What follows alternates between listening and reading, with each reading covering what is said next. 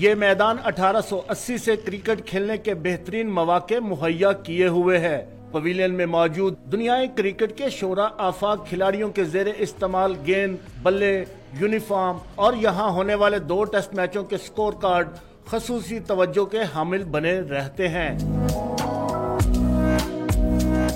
لاہور جم خانہ کے سابق کپتان جاوید زمان کی نظر میں 3 دہائیاں گزرنے کے باوجود گراؤنڈ کا عالمی معیار برقرار رہنا ممبران کی والہانہ محبت کا نتیجہ ہے۔ ہم پیسہ نہیں لے رہے ہیں ان سے، تو جو بلاس کام کرتے ہیں آ کے وہ اس پیویلین کو بھی دیکھتے ہیں۔ یہ جو میوزیم بنا ہے یہ میوزیم پیویلین کا حصہ ہے۔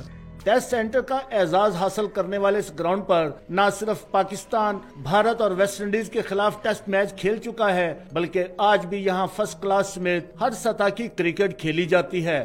میری اب بھی خواہش ہے کہ باہر سے ٹیمیں آئیں اور یہاں کے آ کے سیڈ میچ کھیلیں۔ 31 سال ہو گئے مجھے ادھر گراؤنڈ کی خدمت کرتے، تو میں گراؤنڈ کا حصہ بن گیا ہوں۔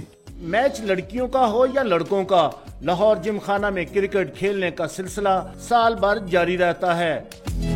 1880 سے 2016 تک لاہور جم خانہ کی انتظامیہ اور سٹاف نے جس طرح گراؤنڈ اور اس تاریخی عمارت کا خیال رکھا ہے وہ نہ صرف لائق تحسین ہے بلکہ قابل تقلید بھی ہے۔